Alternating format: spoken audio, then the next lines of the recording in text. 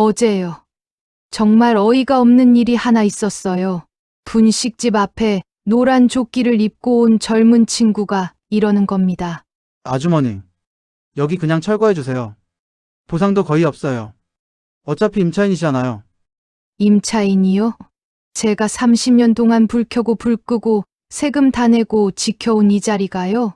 그 아이 눈에는 그냥 장사만 하는 세입자였나 봐요. 그 말 한마디가 가슴에 콕 박히더라고요. 그 아이는 모르겠죠. 제가 이 시장 2층짜리 건물 주인이라는 거. 그리고 더 모르는 게 하나 있었어요. 남편이 몰래 남겨둔 대로변 10층짜리 건물이 제 이름으로 있다는 거요. 안녕하세요. 저는 서울시장 골목에서 30년째 떡볶이를 끓이고 있는 69살 엄마 한영자라고 합니다. 저희 분식집은 참 촌스러워요. 간판도 옛날 네온 간판이고 안에 들어오면 아직도 동그란 하늘색 플라스틱 의자가 있어요. 요즘 젊은 사람들 말로는 레트로 감성이라는데 저한텐 그냥 바꿀 돈 없던 시절의 흔적이에요. 남편이 세상 떠난 지가 벌써 15년이 넘었어요. 그때부터 저는 이 분식집이랑 시장 2층 건물 하나, 그리고 두 남매, 그게 제 전부라고 생각하고 살았어요. 큰아들은 회사 다닌다고 바쁘고, 작은 딸은 결혼하고 인천에서 살고 있습니다. 명절이나 되어야 잠깐 얼굴 비치고 가는 그 애들보다 매일 떡볶이 먹으러 오는 중학생들이 더 반가운 게 솔직한 제 마음이었죠. 그날도 저는 새벽부터 밀가루 반죽하고 어묵 국물 끓이고 김밥 속 당근 볶고 그렇게 정신없이 움직이고 있었어요. 근데 시장 입구에서부터 웅성웅성 소리가 들리는 거예요. 재개발 어쩌고, 철거 사무실, 보상 설명회, 뭐 또 하는구나. 시장이라는 데가 원래 그렇잖아요. 선거만 있으면 국회의원들 와서 악수하고 재개발한다고 붙었다 떼었다. 저는 처음에 그 정도로만 생각했어요. 근데 그 노란 조끼 입은 친구가 와서 저를 임차인이라 부르면서 여긴 보상 거의 없다. 그 말을 툭 던지고 가는데 괜히 손이 떨리더라고요. 여기 건물 제 건데요. 라고 말하려다가 입을 다물었어요. 모르겠어요. 그 순간엔 그냥 세상이 나를 다 이렇게 보는구나. 그 생각이 먼저 들었거든요. 그날 저녁 큰아들이 오랜만에 전화를 했습니다. 엄마, 시장 재개발한다며? 어디서 들었어? 우리 동기 중에 구청에서 일하는 애가 있거든. 엄마 이름 나오더라. 아들이 갑자기 살갑게 말투를 바꾸더니 엄마, 내일 설명회 있지? 내가 같이 갈게. 그러는 거예요. 얘가 웬일이래요? 평소에는 회의 있다, 접대 있다, 바쁘다던 애가 그래도 든든했어요. 혼자 가기 겁났거든요. 다음 날 구청 대회의실 같은 데를 빌려 설명회를 하더라고요. 앞에는 양복 입은 사람들이 쭉 앉아 있고 뒤에는 시장 상인들이 북적북적. 어느 젊은 남자가 마이크를 잡고 떠들기 시작했어요. 여러분, 아주 좋은 기회입니다. 낡은 시장은 싹 밀고 최신식 쇼핑몰과 주상복합 아파트가 들어옵니다. 말은 번지르르 했지만 이상하게 그 목소리가 귀에 안 들어왔어요. 임차 상인분들은 상가 분양을 받으시거나 이주비를 받으시고 나가시면 되고요. 또 임차 상인. 저 사람들 눈에는 시장 안에서 뭘 팔면 다 세입자인가 봐요. 저는 손을 번쩍 들었어요. 여기요. 마이크가 제 손으로 넘어왔습니다. 저는 시장 3동 12호 건물주입니다. 분식집 하는 사람이고요. 건물주도 임차인이에요? 앞줄에 앉아있던 젊은 직원 얼굴이 살짝 굳더니 애매하게 웃으며 말하더라고요. 예. 건물 주시면 그럼 조합원이시고요. 조합원이시면 더 좋죠. 분양권이 나오니까요. 말은 좋다고 하는데 설명이 너무 복잡했어요. 그러면 우리 같은 사람은 여기 다시 장사할 수 있는 거예요? 없는 거예요? 제가 다시 묻자 뒤에서 누가 툭 팔을 치더라고요. 아주머니! 그냥 사인하세요. 다 알아서 해줘요. 돌아보니 시장 상인회장이었어요. 늘 인사만 나누던 그 사람이 오늘따라 웃음이 좀 이상했죠. 설명회 끝날 때 모든 사람한테 두꺼운 서류 한 묶음이 나눠졌어요. 조합 설립 동의서입니다. 안 쓰시면 손해예요. 상인회장이 분식집 앞까지 따라 들어와서 저보고 말했습니다. 한 사장님은 나 믿고 그냥 사인해. 내가 알아서 제일 좋은 걸로 해달라 할게. 저는 펜을 들었다 놨다. 그러다 아들이 옆에서 툭 제 등을 떠밀더니 그러더라고요. 엄마, 복잡한 거 싫잖아. 그냥 하자. 이렇게 안 하면 엄마만 손해래. 아들이 엄마만 손해. 그 말을 2번이나 반복하는데 그냥 바보같이 사인을 해버렸어요. 그날 밤 문을 닫고 집으로 걸어오는 길에 시장 골목 불빛이 평소보다 더 흐릿해 보이더라고요. 혹시라도 잘못된 선택을 한 건 아닌가. 불안한 마음이 싹 올라오는 걸 억지로 누르면서 걸었습니다. 집은 시장 뒤편에 있는 오래된 다세대였어요. 남편이 살아있을 때부터 살던 곳. 작은 방 구석에 먼지가 수북이 쌓인 서랍장이 하나 있습니다. 남편이 살아있을 때 여기 중요한 서류들 있어. 나중에 혹시 뭔 일 있으면 여기서 찾으면 돼. 그렇게 말하던 곳이었죠. 저는 괜히 그 서랍장이 생각났어요. 기대 반 포기 반으로 서랍을 열었습니다. 보험 서류, 예전에 쓰던 통장, 아이들 학교 안내문. 계속 뒤적이다가 두꺼운 파란 파일 하나가 손에 잡혔어요. 표지에 검은 펜으로 영자, 제 이름이 또박또박 적혀 있더라고요. 덜컥 가슴이 내려앉았습니다. 파일을 열자 등기부등본이 여러 장 나왔어요. 첫 장에는 제가 알고 있던 그 시장 2층 건물 주소가 적혀 있었죠. 그 다음 서류를 넘겼는데 처음 보는 주소가 나오는 거예요. 서울 태평구 태평대로 123, 대지 200평, 건물 10층, 그리고 소유자란에 한영자, 제 이름이 적혀 있었습니다. 순간 눈앞이 번쩍했어요. 이게 뭐야? 소리 내서 혼잣말이 나왔어요. 집 바로 앞 좁은 골목이 아니라 사람들 다니는 큰 길. 그 대로변에 10층짜리 건물이 제 이름으로 있다는 거예요. 그제야 생각났어요. 남편이 세상 떠나기 한 1년 전쯤 술이 좀 들어가면 꼭 이런 말을 하곤 했어요. 영자야. 나 없으면 너 어떡하려고 그래. 너 혼자도 살 수 있게 내가 준비 좀 해놓을게. 그때는 그냥 무슨 소리야? 나보다 당신이 더 오래 살 거야. 그러고 웃어 넘겼죠. 그 준비가 이거였나 봐요. 서류를 덮으면서 별의별 감정이 다 올라왔습니다. 서운함, 고마움, 억울함, 두려움. 왜 말을 안 했어? 이 사람아. 진짜 화가 났던 건 그거였어요. 왜 이렇게 큰 걸 왜 나한테 말 한 번 안 해주고 갔냐고요. 근데 화를 내도 받아줄 사람이 없잖아요. 그날 밤 저는 서류를 품에 안고 한숨도 못 잤습니다. 다음 날 아침 시장에 나갔더니 소문이 쫙 퍼져 있더라고요. 한 사장님 들었어요? 상인회장이 조합장이 된대. 그러면서 자기 가족들 이름으로 점포 다 돌려놓는다던데? 이상했어요. 그래서 상인회장한테 물어봤어요. 조합장이요? 언제 그런 말 나왔어요? 그 사람은 웃으면서 말했습니다. 아유, 한 사장님은 그런 거 몰라도 돼요. 그냥 제가 잘해드린다니까. 그 웃음이 괜히 섬뜩했어요. 저녁 무렵 큰아들에게 전화가 왔습니다. 엄마, 오늘 밤에 잠깐 시간 돼? 왜? 민지랑 같이 갈게. 민지. 큰아들 며느리죠. 회사에서 승진했다고 세상 자신만만한 얼굴로 다니는 그 애. 그날 밤 둘이 분식집으로 찾아왔어요. 장사 마치고 의자 올려놓고 바닥 닦는 중이었어요. 며느리가 들어오자마자 제 위아래를 훑어보더니 어머니, 또 그 앞치마예요? 그러는 거예요. 그 말투가 괜히 기분 나쁘더라고요. 장사하는 사람이 앞치마를 안 두르면 뭘 둘러. 제가 대꾸했더니 며느리가 웃으면서도 입꼬리만 웃고 눈은 안 웃는 그런 표정 있죠. 요즘은요? 사장님들도 앞치마 안 두르고 예쁘게 차려입어요. 어머니도 이제 건물주시잖아요. 건물주. 그 단어를 며느리 입에서 듣는 순간 등에서 식은 땀이 쭉 났습니다. 뭐? 내가 뭘 알아?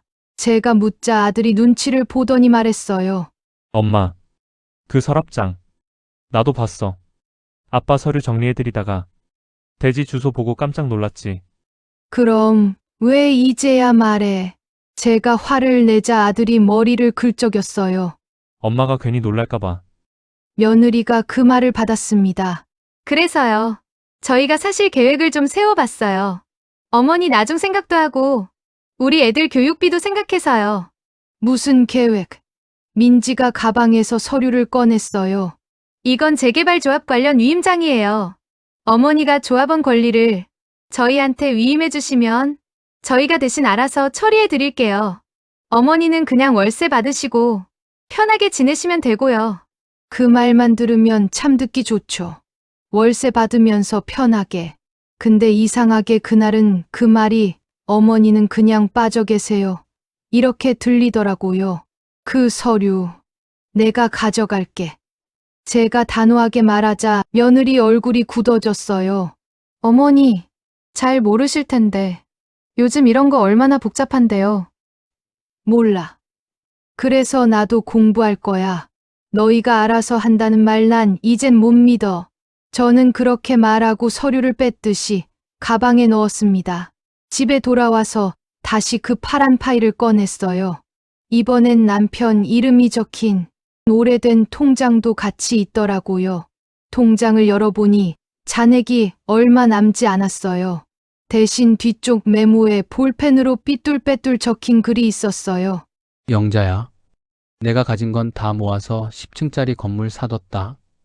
그래도 이거면 너 혼자도 버틸 수 있을 거다. 미안하다. 사랑한다. 거기까지만 읽다가 눈물이 뚝 떨어졌어요. 잘 살게 해준다고 그랬으면서 나는 이 사실도 모르고 30년 동안 그냥 떡볶이만 끓이고 있었던 거죠. 다음 날 저는 그 10층 건물이 있는 주소를 찾아갔습니다. 버스를 2번 갈아타고 지하철까지 타고 대로변 모퉁이에 하얀 타일로 된 10층짜리 건물이 하나 서 있었어요. 1층에는 카페랑 편의점, 위층에는 병원, 학원, 미용실, 건물 입구 대리석에 작게 이름이 붙어 있었어요. 한 빌딩, 한 씨, 우리 집 성. 저도 모르게 피식 웃음이 나왔습니다. 이 사람이 티는 내고 싶었나 보네. 건물 관리 사무실에 들어가서 등기부, 등본이랑 주민등록증을 보여주니 관리소장이 깜짝 놀라더라고요. 여사님이 한영자 소유주님이시군요. 항상 택배에 찍히던 그 성함이 그 말이 참 이상하게 들렸어요. 세상 어딘가에서는 제가 서류상으로만 꽤 오랫동안 소유주였는데 저는 저 자신을 한 번도 그렇게 생각해 본 적이 없었거든요. 혹시 여기 세입자들 다 잘 지내요? 제가 물었습니다. 예.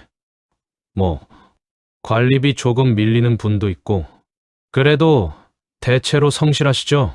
근데 여사님 요새 이 근방도 재개발 얘기가 슬슬 나오고 있어서요.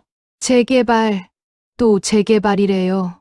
그 말을 듣는데 이제는 겁이 나는 게 아니라 그래, 이젠 내가 좀 제대로 알고 있어야겠다. 이 생각이 들더라고요. 건물에서 나오는데 누군가가 제 이름을 불렀습니다. 혹시 한영자 사장님 맞으세요? 뒤돌아보니 어디서 많이 본 얼굴이었어요. 눈웃음이 예쁜 30대 후반쯤 되는 여자. 그쪽을 어디서 봤지요? 그 여자가 웃으면서 대답했어요. 저 예전에 고등학생 때 사장님 떡볶이 집에서 아르바이트 했던 수진이에요. 수진이. 기억났어요. 방학 때마다 손이 부러터질 정도로 설거지하던 애. 아이고, 너구나. 많이 컸다. 제가 이 건물 5층에서 법률사무소 운영해요. 혹시 시간 되시면 잠깐 올라가세요. 커피라도 한 잔. 법률사무소. 머릿속에서 뭔가 번쩍했습니다. 그래? 나 하나 물어볼 게 있다.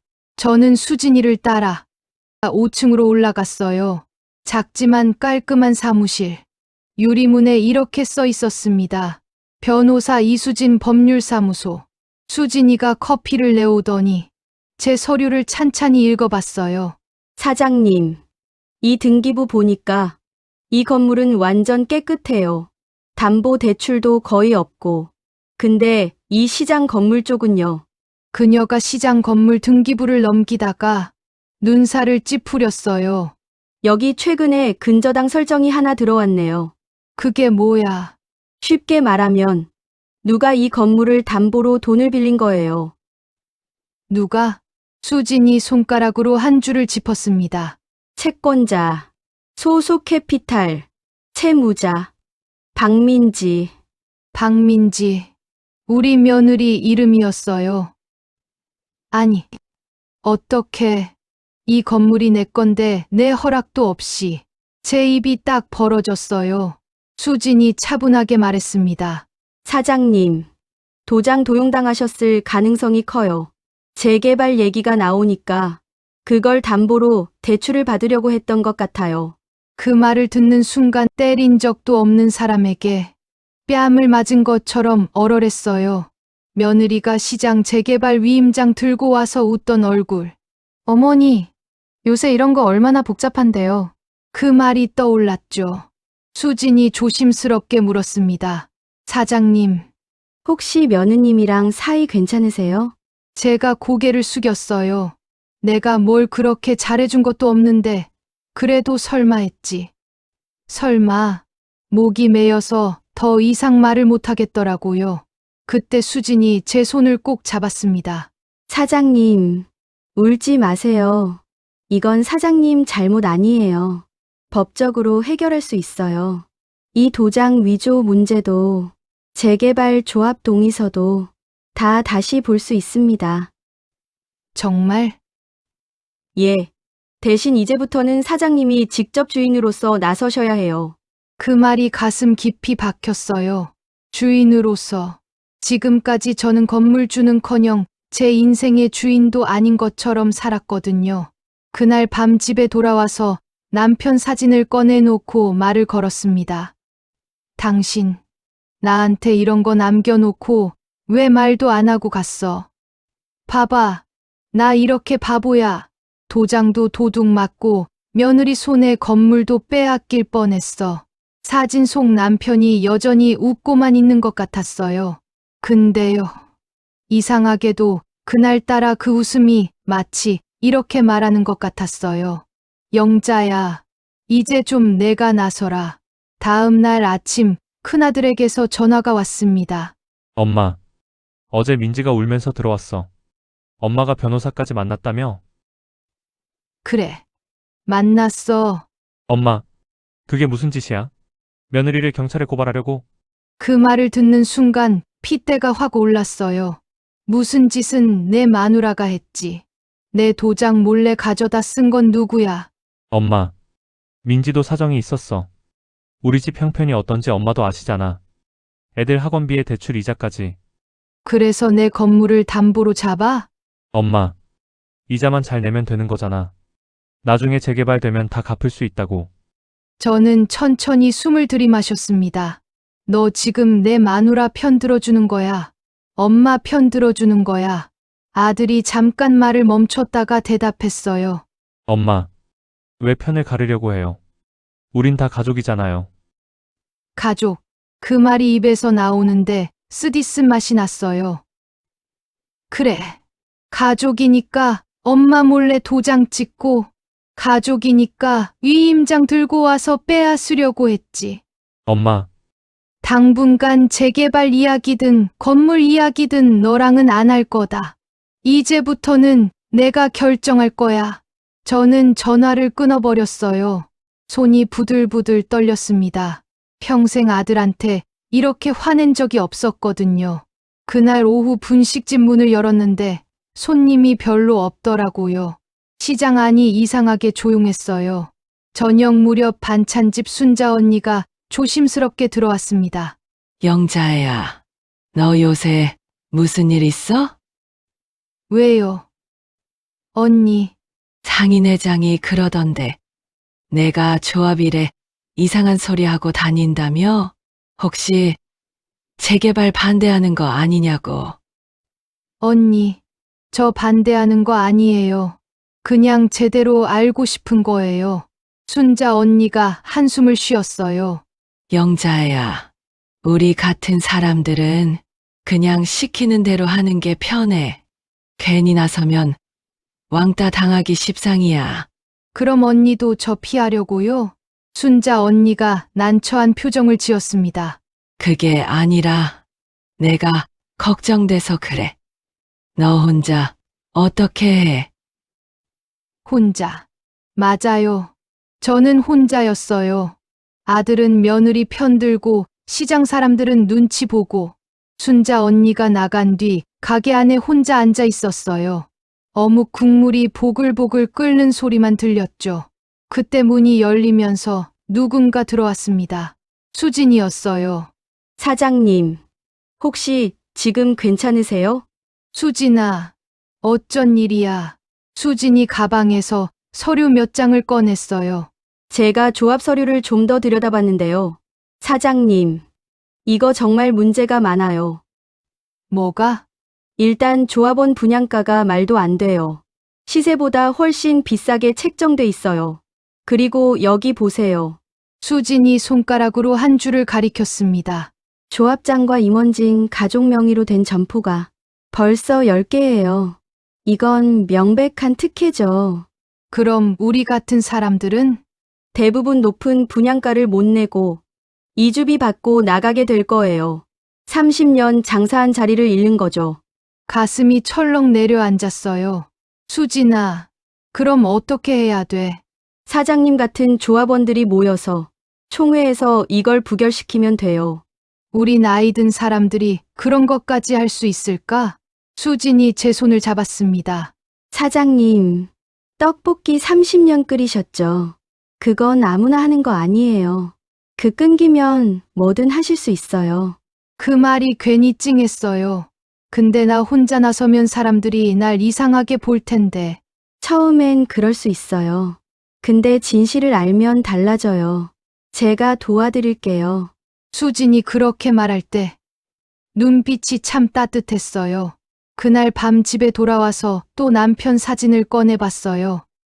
당신, 나 진짜 혼자서 할 수 있을까? 아들한테도 미움받고 시장 사람들한테도 따돌림 당하는데 대답은 없었지만 왠지 남편이 이렇게 말하는 것 같았어요. 영자야, 내가 옳다고 생각하는 일이면 해. 혼자여도 괜찮아. 저는 그날 밤 잠을 설치면서 결심했습니다. 내일부터 시장 사람들을 한 명씩 찾아가 보자. 그리고 진짜 재개발이 어떻게 되는 건지 제대로 알려주자. 다음 날 아침 일찍 야채 가게 덕배 형님을 찾아갔어요. 형님, 저 여쭤볼 게 있어요. 덕배 형님은 상추를 다듬으시다가 저를 보더니 피식 웃으셨어요. 한 사장, 요새 소문 자자하던데 재개발 반대한다며? 형님, 반대하는 게 아니라 이 조합 서류가 이상해서요. 뭐가 이상해? 저는 수진이 정리해준 자료를 보여드렸어요. 분양가 비교표, 조합장 가족명의 점포 리스트, 예상 이주비 계산서. 덕배 형님이 돋보기를 쓰고 한참 들여다보시더니 얼굴이 굳어졌어요. 이거 진짜야? 예, 변호사가 확인한 거예요. 이 자식들이 우릴 호구로 아나? 덕배 형님이 벌떡 일어나셨어요. 한 사장, 이거 다른 사람들도 봐야 돼. 정육점 아줌마, 생선 가게 영감, 다 모아봐. 그렇게 해서 하나둘 사람들이 모이기 시작했어요. 처음에는 다들 반신반의했죠. 에이, 상인 회장이 그럴 리가 있나? 근데 자료를 보고 나니까 분위기가 확 바뀌었어요.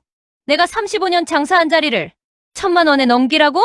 조합장 조카는 벌써 점포 3개를 이야기했다고. 분노가 번져나갔습니다. 그날 저녁 가게 문을 닫는데 상인회장이 불쑥 들어왔어요. 한 사장님! 요새 시장에서 이상한 소문 퍼뜨리고 다니시네요. 소문이 아니라 사실이잖아요. 뭐가 사실이에요? 나는 다 여러분 좋으라고 하는 건데 왜 이렇게 일을 꼬아놓으세요? 상인회장 목소리가 점점 커졌어요. 한 사장님! 이러시면 나중에 후회하실 겁니다. 혼자 튀면 손해보는 거 사장님이에요. 제가 손해를 보든 말든 그건 제가 결정할 일이에요. 제 목소리도 떨리지 않았어요. 상인회장이 쏘아보다가 문을 쾅 닫고 나갔습니다. 그날 밤 집에 가는 길에 누군가 뒤에서 따라오는 느낌이 들었어요. 돌아봤지만 아무도 없었죠. 그냥 기분 탓이었을까요? 아니면 정말로 누군가 저를 지켜보고 있었던 걸까요? 집에 들어와서 문을 잠그는데 손이 벌벌 떨렸습니다. 무섭기도 했지만 이제 와서 물러설 수는 없었어요. 제가 물러서면 다른 사람들도 다 포기할 테니까요. 그날 밤 저는 남편 사진을 꼭 안고 잠이 들었습니다. 꿈속에서 남편이 나타나 말했어요. 영자야. 잘하고 있어. 조금만 더 힘내. 다음 날 아침 시장 분위기가 달라져 있었어요. 정육점 사장님이 제 가게 앞을 지나가다가 크게 인사를 하셨어요. 한 사장. 어제 그 서류 우리 집사람한테도 보여줬어. 완전 깜짝 놀라더라고. 정말요? 그래. 우리도 도와줄 테니까. 혼자 끙끙 앓지 마. 그 말에 가슴이 뭉클했습니다. 오전 11시쯤 됐을까요? 반찬집 순자 언니가 김치찌개를 들고 왔어요. 영자야. 어제는 내가 미안했어. 곰곰이 생각해 봤는데 내 말이 맞는 것 같아. 언니, 우리가 30년 넘게 여기서 장사했는데 그냥 쫓겨나면 안 되지. 나도 끝까지 갈 거야. 순자 언니 손을 꼭 잡았어요. 그렇게 하나둘 사람들이 제 편에 서기 시작했습니다. 점심때쯤 되니까 야채 가게 덕배 형님이 사람들을 모아 오셨어요. 생선 가게 사장님, 건어물 가게 할머니, 떡집 아저씨, 시장에서 10년, 20년 넘게 장사하신 분들이었죠. 자, 다들 모였으니까 한 사장 얘기 들어봅시다. 덕배 형님이 말씀하시자 다들 저를 쳐다봤어요. 떨렸지만 천천히 입을 열었습니다. 여러분, 우리가 사인한 조합 서류요. 알고 보니 우리한테 하나도 좋은 게 아니래요. 어떻게? 분양가가 시세보다 2배 이상 비싸요. 그리고 조합장 가족들은 벌써 좋은 자리 점포를 다 챙겨놨대요. 서류를 돌려가며 보여드렸어요. 사람들 얼굴이 점점 굳어졌습니다. 이거 진짜야? 변호사가 직접 확인한 거예요. 떡집 아저씨가 주먹으로 테이블을 쾅 쳤어요. 이 사기꾼들. 우릴 완전 억으로 봤구만. 생선 가게 사장님도 거들었어요. 그래서 요새 상인회장이 맨날 좋은 소리만 하면서 빨리 사인하라고 했구나. 건어물 가게 할머니가 물었습니다. 그럼 우린 어떻게 해야 돼요? 제가 대답했어요. 임시총회를 열어서 이 안건을 부결시켜야 해요. 그러려면 조합원 과반수가 찬성해야 하고요. 과반수면 몇 명이야? 100명 중에 51명이요. 덕배 형님이 턱을 쓸어내렸어요. 100명 중에 50명. 쉽지 않은데. 그래도 해봐야죠. 이대로 있으면 우린 다 쫓겨나요. 그날부터 우리는 조용히 움직이기 시작했습니다. 낮에는 평소처럼 장사를 하고 저녁에 모여서 다른 상인들을 설득했어요. 수진이 만들어준 자료를 복사해서 한 분 한 분께 보여드렸죠. 사장님, 이거 보세요. 우리가 받을 이주비는 고작 이 정도예요. 조합장 내 가족은 벌써 점포 5개를 예약했어요. 처음엔 반신반의하던 분들도 자료를 보고 나면 표정이 변했어요. 아니, 이게 말이 돼?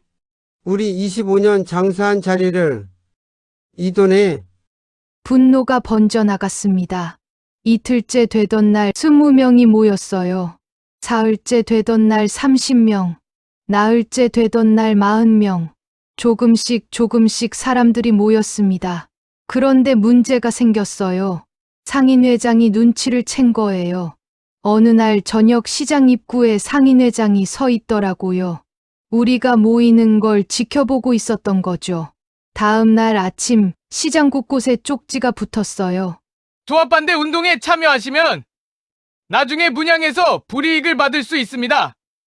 현명한 선택을 하시기 바랍니다. 노골적인 협박이었어요. 그날 오후 몇몇 분들이 저를 찾아왔습니다. 한 사장, 미안한데 나는 빠질게. 나이도 많고 싸우는 거 싫어서. 괜찮아요.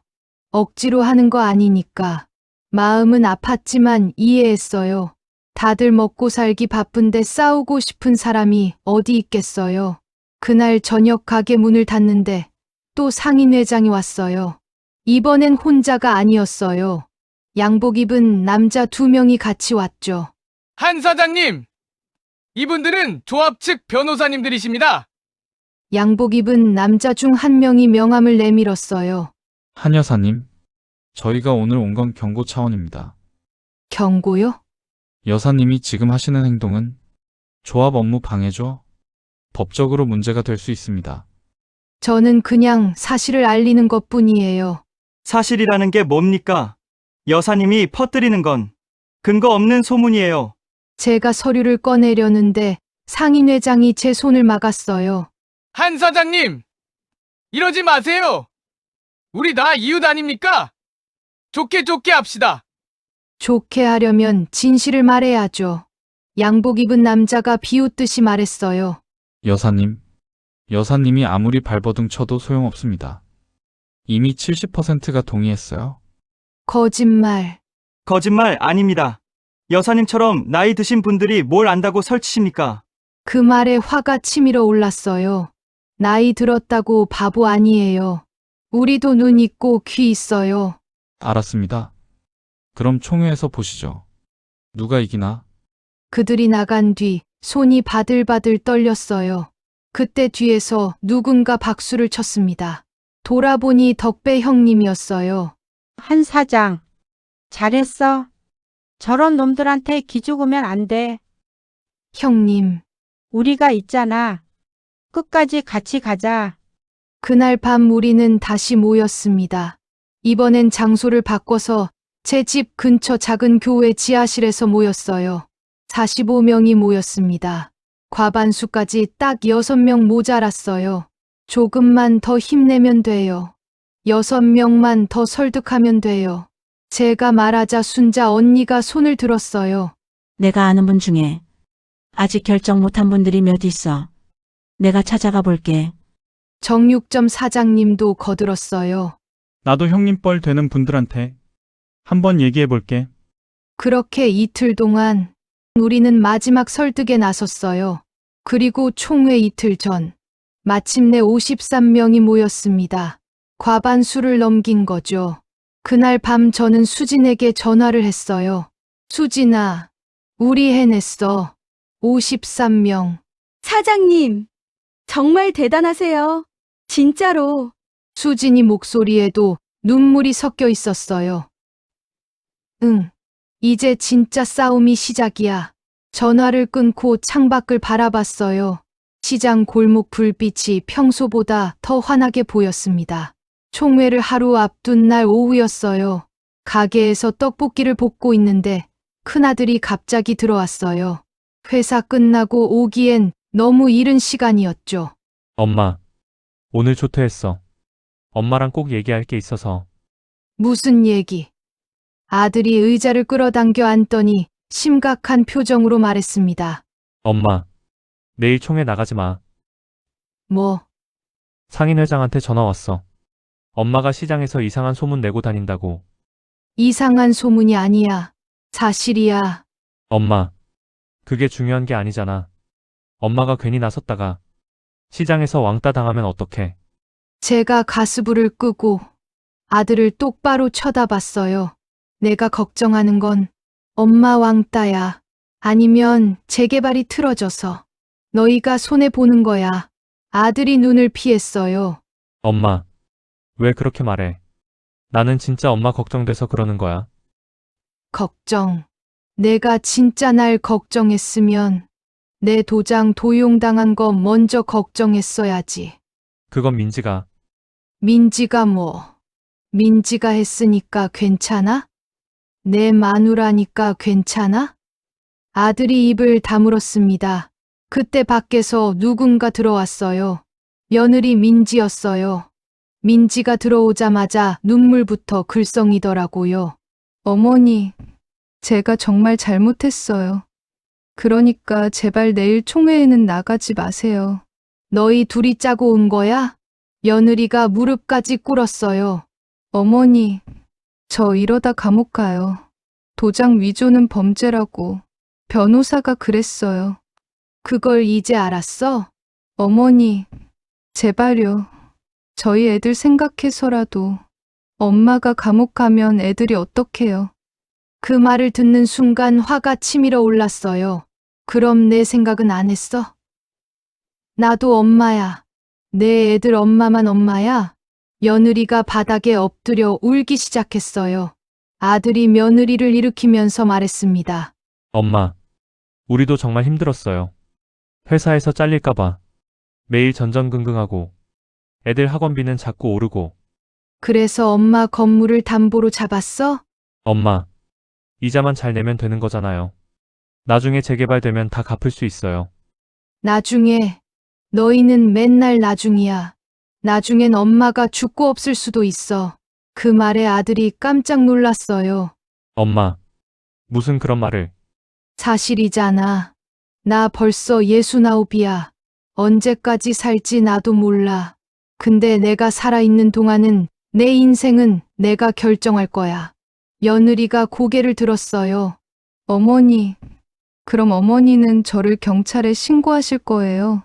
그건 내일 총회 끝나고 생각해 볼게. 어머니, 나가. 둘 다 나가. 총회 끝날 때까지 나한테 연락하지 마. 아들이 한 번 더 말하려다가 입을 다물고 며느리 손을 잡고 나갔어요. 문이 닫힌 뒤 혼자 남았어요. 손이 떨려서 국자를 제대로 잡을 수가 없었어요. 저녁 때 손님이 몇 명 왔지만 제대로 장사가 안 됐어요. 머릿속이 복잡했거든요. 문을 닫고 집으로 가는데 누군가 뒤를 따라오는 것 같았어요. 뒤돌아봤지만 아무도 없었죠. 그냥 기분 탓이었을까요? 집에 도착해서 현관문을 여는데 문 앞에 쪽지가 하나 붙어 있었어요. 내일 총회에 나오면 후회할 겁니다. 심장이 쿵쾅거렸어요. 누가 이런 걸 붙였을까요? 쪽지를 떼어내고 안으로 들어갔어요. 문을 잠그고 불을 켰는데 집 안이 어딘가 어질러진 것 같았어요. 책상 위 서류들이 조금 움직인 것 같고 서랍도 열린 듯한 흔적이 있었어요. 누가 들어왔던 걸까요? 등골이 서늘해졌어요. 급히 방으로 가서 파란 파일이 있는 서랍을 열었어요. 다행히 서류는 그대로 있었어요. 하지만 분명 누군가 여기 와서 뒤진 것 같았어요. 그날 밤 잠을 잘 수가 없었어요. 새벽 2시쯤 됐을까요? 휴대폰이 울렸어요. 모르는 번호였어요. 받았더니 남자 목소리가 들렸습니다. 한영자 씨, 내일 총회 포기하세요. 안 그러면 아들 직장에서 잘립니다. 누구세요? 누군지는 중요하지 않아요. 중요한 건 우리가 당신 아들 회사 사람들 다 안다는 거죠. 전화가 끊겼어요. 손이 부들부들 떨렸습니다. 아들 직장까지 건드리겠다는 거예요. 이 사람들이 대체 어디까지 가려는 걸까요? 새벽 4시쯤 또 전화가 왔어요. 이번에도 모르는 번호. 받지 않았더니 문자가 왔어요. 당신 며느리 도장 위조 건 우리가 경찰에 신고하면 바로 구속입니다. 선택은 당신이 하세요. 눈물이 났어요. 왜 이렇게까지 해야 하는 걸까요? 그냥 제대로 된 재개발하자는 건데 왜 이렇게 협박을 하는 걸까요? 새벽 5시에 수진이에게 전화를 했어요. 사장님, 무슨 일이세요? 수진아, 나 협박 전화 받았어. 그리고 집에 누가 들어온 것 같아. 뭐라고요? 사장님 지금 어디세요? 집이야. 절대 문 열지 마세요. 제가 지금 갈게요. 30분 뒤 수진이 달려왔어요. 경찰도 같이 데리고 왔죠. 사장님, 이건 명백한 협박이에요. 신고해야 해요. 근데 수진아, 내가 신고하면 아들 직장은 어떡하고 며느리는 어떡해. 수진이 제 손을 꼭 잡았습니다. 사장님, 지금 물러서면 그 사람들은 계속 이렇게 할 거예요. 여기서 막아야 해요. 경찰이 말했어요. 여사님, 협박 문자랑 쪽지 다 증거로 제출하세요. 저희가 조사하겠습니다. 저는 고개를 끄덕였어요. 알겠습니다. 신고할게요. 그날 아침 해가 뜨자마자 시장으로 갔어요. 덕배 형님이랑 순자 언니도 벌써 와 있었어요. 안 사장, 괜찮아? 예, 괜찮아요. 우리 다 들었어? 협박 받았다며? 이 나쁜 새끼들. 덕배 형님이 주먹을 불끈 쥐었어요. 형님, 언니, 오늘 총회 꼭 이깁시다. 당연하지. 우리가 이긴다. 오전 10시, 총회 시작 2시간 전, 아들에게서 문자가 왔어요. 엄마, 회사에서 이상한 소문 돌고 있어. 엄마 때문에 나 잘릴 것 같아. 제발 총회 포기해. 손이 떨렸지만 답장을 보냈어요. 미안하다. 엄마는 오늘 끝까지 간다. 드디어 총회 날이 왔습니다. 구청 3층 대회의실. 한 달 전이랑 비슷한 곳이었지만 분위기가 완전히 달랐어요. 저번에는 상인들이 그냥 구경꾼처럼 앉아 있었다면 이번에는 다들 눈빛이 살아 있었어요. 저는 수진이랑 덕배 형님 사이에 앉았어요. 앞쪽엔 상인회장이 조합장 대리 이름표를 달고 앉아 있었고 옆에는 양복 입은 변호사들이 있었죠. 회의가 시작되자 상인회장이 일어나서 말했습니다. 여러분, 오늘은 아주 중요한 안건을 통과시키는 날입니다. 이 개발이 통과되면 여러분 자녀들까지 편하게 살 수 있어요. 그런 말, 이제는 하나도 안 먹히더라고요. 상인회장이 계속 말했어요.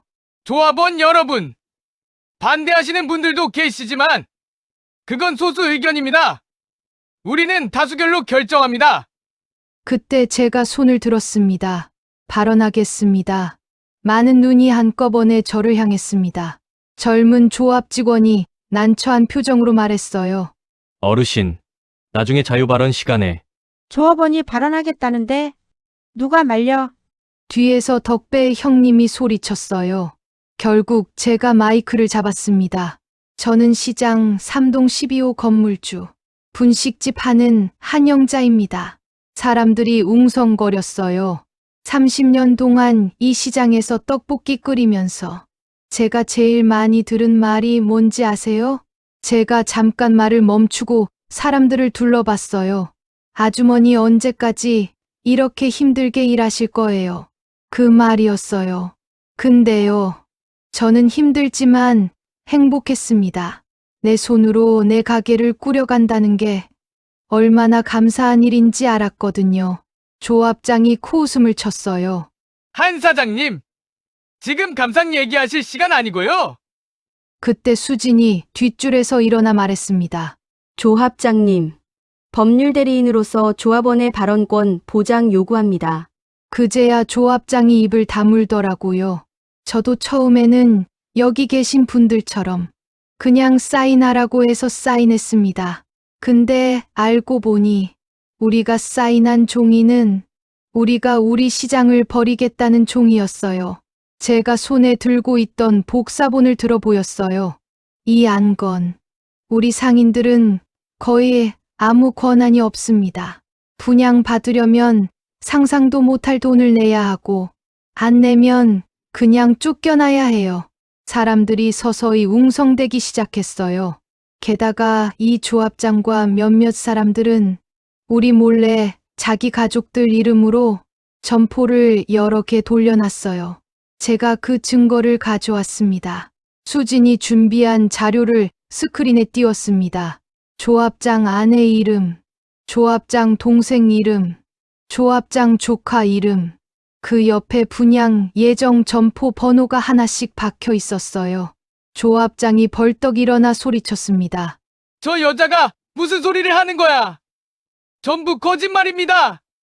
그 순간 앞줄에서 누군가가 일어났어요. 시장 정육점 사장님이었습니다. 거짓말 좋아하네. 내가 직접 구청 공무원한테 확인했다. 이름 다 맞더라.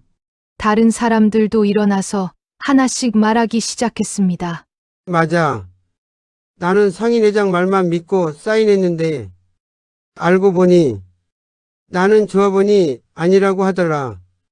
나는 점포 딸랑 하나인데 조합장 내 가족은 벌써 3개네. 분위기가 확 바뀌었어요. 그때 수진이 단상 위로 올라가서 말했습니다. 그리고 여기 한 가지 더 있습니다.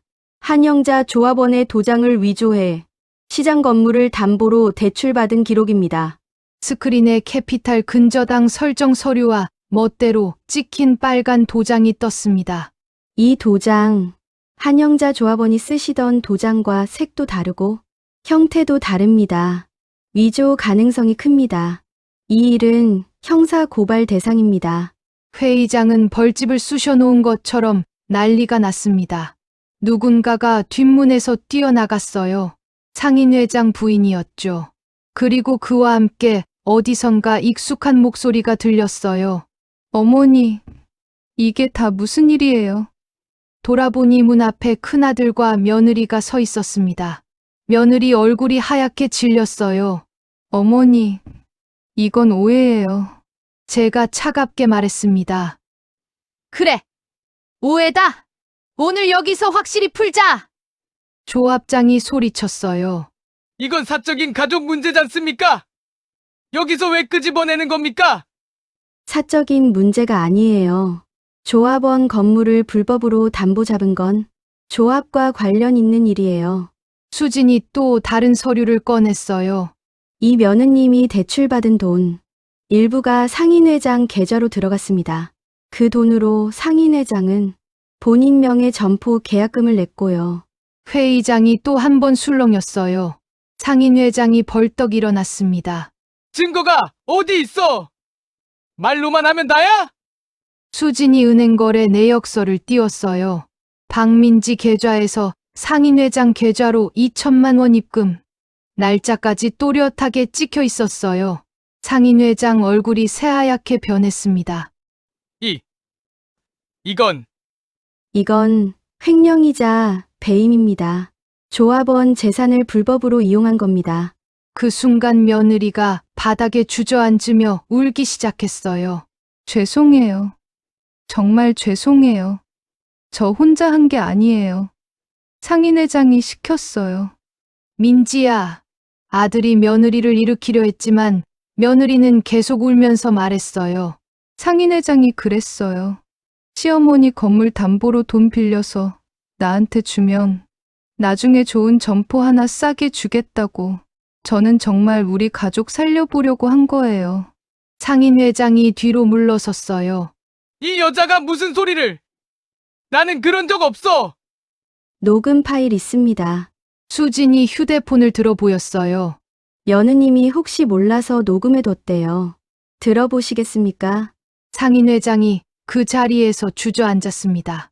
저는 며느리를 바라봤어요. 울면서 고개를 못 드는 그 모습이 밉기도 했지만 한편으론 측은하기도 했어요. 민지야, 며느리가 고개를 들었어요. 오늘 여기 계신 분들 앞에서 솔직하게 말해. 며느리가 흐느끼며 말했습니다. 죄송해요. 그냥 목돈이 너무 필요했어요. 남편 월급만으로는 도저히 답이 안 나올 것 같아서 어머니 건물 담보로 대출받으면 이자만 잘 내면 괜찮을 줄 알았어요. 내 도장은? 그건 진짜 죄송해요. 늘 서랍에 있으니까 제가 잠깐, 참 편하게도 말하죠. 저는 깊게 숨을 들이마셨습니다. 회의장이 조용해졌어요. 모두가 제 다음 말을 기다리고 있었어요. 저는 천천히 입을 열었습니다. 민지야, 너 나를 불쌍해서 도와준다고 생각했니? 아니면 내가 아무것도 모르는 바보라고 생각했니? 며느리가 고개를 못 들었습니다. 오늘 여기 계신 분들 덕분에 내가 한 짓 다 드러났다. 나 혼자였으면 나도 그냥 어차피 노인네니까 하면서 넘어갔을지 몰라. 근데 이제는 아니다. 저는 조합장을 향해 돌아섰습니다. 내가 당신들 마음대로 쓰는 임차인이 아니야. 이 시장 건물도 저 대로변 건물도 내 이름으로 돼 있습니다. 그리고 내 인생도 이제 내가 결정할 겁니다. 회의장에서 박수가 터져 나왔어요. 덕배 형님이 일어나 말씀하셨습니다. 한 사장 말이 맞습니다. 우린 임차인도 아니고 호구도 아닙니다. 이제 투표합시다. 이 조합 안건을 부결시킵시다. 사람들이 하나둘 일어나 박수를 쳤어요. 조합 직원이 당황한 표정으로 투표 용지를 돌렸습니다. 찬성과 반대. 저는 떨리는 손으로 반대에 체크했어요. 투표가 끝나고 개표가 시작됐습니다. 조합 직원이 한 장 한 장 펼쳐 보이며 숫자를 세었어요. 찬성 37표, 반대 55표, 과반수를 넘었어요. 우리가 이긴 겁니다. 회의장이 환호성으로 들썩였어요. 사람들이 서로 얼싸안고 울었어요. 순자 언니가 저를 꼭 안았습니다. 영자야, 우리가 해냈어. 언니, 정말 고마워요. 덕배 형님도 눈시울이 붉어지셨어요. 한 사장, 당신 덕분이야. 당신이 아니었으면 우린 다 당했어. 조합장은 고개를 떨구고 자리에서 일어났어요. 양복 입은 변호사들도 서류를 챙겨 황급히 나갔죠. 그렇게 조합 안건은 부결됐습니다. 상인회장은 자리에서 물러났고 새로 임시 비대위가 꾸려졌어요. 하지만 제게 진짜 중요했던 건 따로 있었어요. 회의가 끝나고 사람들이 다 나간 뒤 빈 강당에 저랑 큰아들만 남았거든요. 아들이 제 앞에 서더니 갑자기 무릎을 꿇었어요. 엄마, 잘못했습니다. 그 한마디에 눈물이 왈칵 쏟아졌어요. 너 왜 나한테 말을 안 했냐? 엄마가 늘 우리한테 너희들 사는 것도 힘든데 엄마는 그냥 떡볶이나 끓이해. 그렇게 말했잖아. 그래서 괜히 엄마한테 건물 이야기 꺼내면 부담 줄 것 같아서. 부담?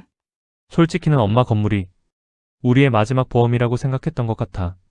우리 집 힘들면 엄마가 어떻게든 도와줄 거라는 그 이상한 믿음. 그 말을 들으니까 더 화가 나는 게 아니라 쓸쓸했어요. 너희는 난 한 번도 나를 그냥 나로 안 봤구나. 엄마가 아니라 언젠가 우리를 도와줄 사람. 아들이 엉엉 울면서 말했습니다. 엄마, 다시는 엄마 동의 없이 아무것도 안 할게. 엄마가 싫다고 하면 그냥 안 할게. 엄마 한 번만 기회를 줘. 저는 한참을 울다가 아들 머리를 쓸어내렸어요. 그래, 기회는 줄게. 근데 그 기회는 건물에서 나오지 않을 거다. 그 말은 저 자신에게 하는 말이기도 했어요. 아들이 고개를 끄덕였습니다. 알았어, 엄마. 우리 스스로 해결할게. 더 이상 엄마한테 손 안 벌릴게. 며느리는 구석에서 계속 울고 있었어요. 저는 며느리에게 다가갔습니다. 민지야, 일어나. 며느리가 떨리는 목소리로 말했어요. 어머니, 저 경찰에 신고하실 거죠? 저는 잠시 생각했어요. 솔직히 말하면 며느리를 신고하고 싶은 마음도 있었어요. 하지만 며느리를 감옥에 보내면 우리 손주들은 어떻게 되는 걸까요? 민지야, 나한테 용서를 구하지 마. 대신 앞으로 내가 할 수 있는 선에서 나랑 이 가게를 도와라. 그럼 그게 내가 치르는 벌이다. 며느리가 고개를 들었어요. 어머니, 정말요? 신고 안 하세요? 조건이 있다. 너 지금 당장 경찰서 가서 상인회장 고발하는 증인으로 진술해. 녹음 파일도 제출하고. 내가 당한 것도 있으니까 피해자이기도 하잖아. 며느리가 고개를 끄덕였습니다. 알겠어요. 어머니, 제가 다 말할게요. 그리고 앞으로 우리 가게 일 도와. 주말에라도 와서 설거지든 뭐든 해. 그게 내가 갚는 방법이야. 네, 어머니, 제가 끝까지 잘할게요. 저는 며느리 손을 잡아 일으켰어요. 그날 저녁 우리 셋은 처음으로 마주 앉아 밥을 먹었습니다. 분식집 구석 테이블에서 라면을 끓여 먹었어요. 아무 말 없이 후루룩 후루룩 소리만 나더라고요. 그런데 그 침묵이 불편하지 않았어요. 오히려 편안했어요. 아들이 먼저 입을 열었습니다. 엄마, 나 이번 주말부터 가게 나올게. 튀김 튀기는 거 배우고 싶어. 며느리도 말했어요. 저도요. 어머니, 제가 포스기 사용법 알려드릴게요. 요즘은 현금보다 카드가 많으니까요. 그 말투가 처음으로 진심 같았습니다. 라면을 다 먹고 그릇을 치우는데 아들이 물었어요. 엄마, 그 대로변 10층 건물 정말 우리 거예요? 응. 너희 아버지가 남겨놓은 거야. 아버지가 엄마한테 말도 안 하고요? 아마 말하면 내가 팔아서 너희 학비 대라고 할까봐 그랬나 봐. 아들이 웃었어요. 진짜 아빠 스타일이네요. 뭐가? 그래도 이제 알았으니까 다행이에요. 엄마가 그 건물 가지고 계셔야 해요. 왜? 그래야 엄마가 우리한테 안 밀리잖아요.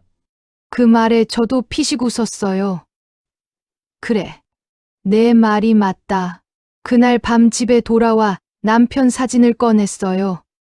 당신, 우리가 해냈어. 시장도 지켰고 아이들한테도 제대로 말했어. 이제 괜찮아. 나 이제 혼자서도 잘할 수 있을 것 같아.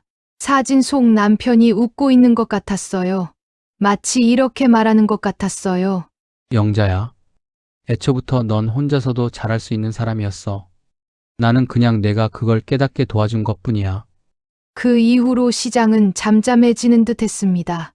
상인회장은 횡령 혐의로 조사를 받았고 조합은 해체됐어요.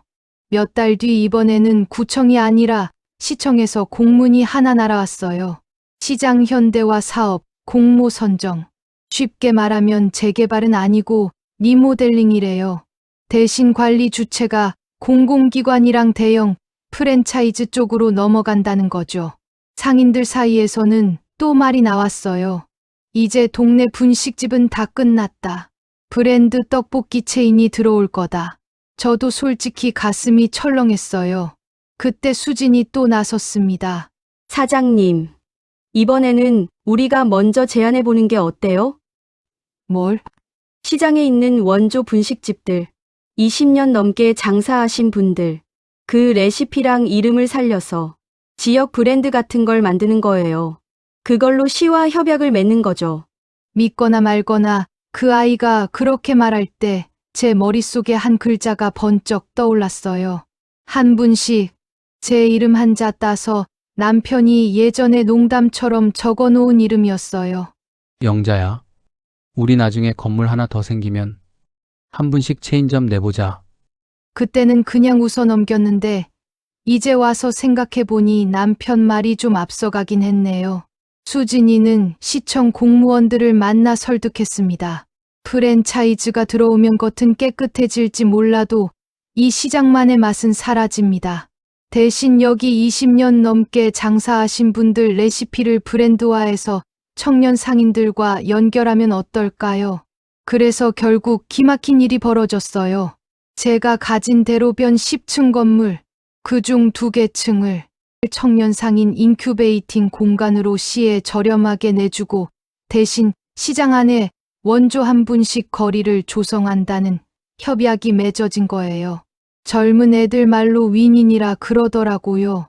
10층 건물은 그냥 월세만 받는 곳이 아니라 청년들이 장사를 시작해보고 꾸준히 배우는 공간이 됐고 시장은 겉모습은 예뻐졌지만 안에 들어오면 예전처럼 김치 지짐 튀기는 냄새, 어묵 국물 끓는 냄새, 떡볶이 양념 볶는 냄새가 그대로 남아있는 곳이 됐습니다. 저희 가게 이름은 한 분씩 1호점으로 바뀌었고요. 가게 내부는 조금 리모델링을 했어요. 오래된 의자 대신 등받이 있는 나무 의자로 바꾸고 벽에는 1994년부터 지금까지 한 자리 이 문구를 크게 붙였습니다. 그것만으로도 사람들이 사진을 많이 찍더라고요. 큰아들은요. 요즘 일주일에 2번은 퇴근하고 가게에 들릅니다. 엄마, 오늘 튀김은 내가 튀겨볼게. 예전엔 젓가락으로 떡볶이만 집어먹던 애가 이제는 직접 튀김 온도도 보고 손님들한테 어서 오세요. 인사도 해요. 며느리는요, 처음엔 눈치를 보다가 어느 날은 포스기를 하나 들고 왔어요. 요즘은 카드를 더 많이 쓴다며 사용법도 자세히 가르쳐 주었습니다. 지금은 가끔 점심시간에 회사 동료들을 데리고 와요. 여기 우리 시어머니 가게예요.